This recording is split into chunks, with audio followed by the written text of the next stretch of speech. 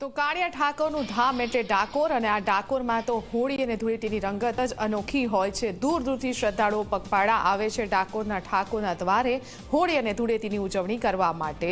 એટલા માટે જ આપ જોઈ રહ્યા છો કેવી રીતે ડાકોરમાં આ હોળીની શ્રદ્ધા સાથે ઉજવણી કરવામાં આવી રહી છે। असत्य पर सत्यનો विजय, एक विश्वासનો विजय, एक श्रद्धाનો विजय। आ દ્રશ્યો આપ જોઈ રહ્યા છો। ડાકોરમાં અત્યારે હોલિકા દહન કરવામાં આવ્યું, હોળી પ્રગટાવવામાં આવી। ફાગણ સુદ પૂનમનો આ પાવન પર્વ, ત્યારે હોલિકા દહન જે ડાકોરમાં ખૂબ શ્રદ્ધાથી મનાવવામાં આવે છે।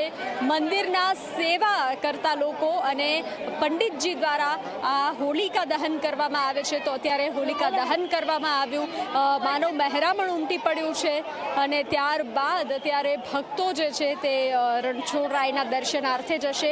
તો હાલ ડાકોરમાં જે હોલિકા દહનનો પાવન પર્વ, જેના માટે દરેક શ્રદ્ધાળુઓ પગપાળા આવતા હોય છે અને દૂર દૂરથી, રાજકોટ હોય, અમદાવાદ હોય, સુરત હોય, દૂર દૂરથી પગપાળા ધજા ચડાવવા માટે આવે છે, રણછોડરાય સાથે હોળી રમવા માટે આવે છે અને અહીંયા દર્શન કરવા માટે આવે છે। તો હાલ હોલિકા દહનનો જે આ અવસર જે છે તેને પ્રાપ્ત કરવા માટે આવે છે। તો હાલ હોલિકા દહન કરવામાં આવ્યું આ મંદિરના પંડિતજી દ્વારા અને સેવા કરતા લોકો દ્વારા જે છે, સેવા કરતા લોકો દ્વારા અહીંયા હોલિકા દહન કરવામાં આવ્યું અને હાલ હવે દરેક ભક્તો રણછોડરાયના દર્શન કરશે અને ત્યારબાદ ઉદ્યાપન આરતી થશે।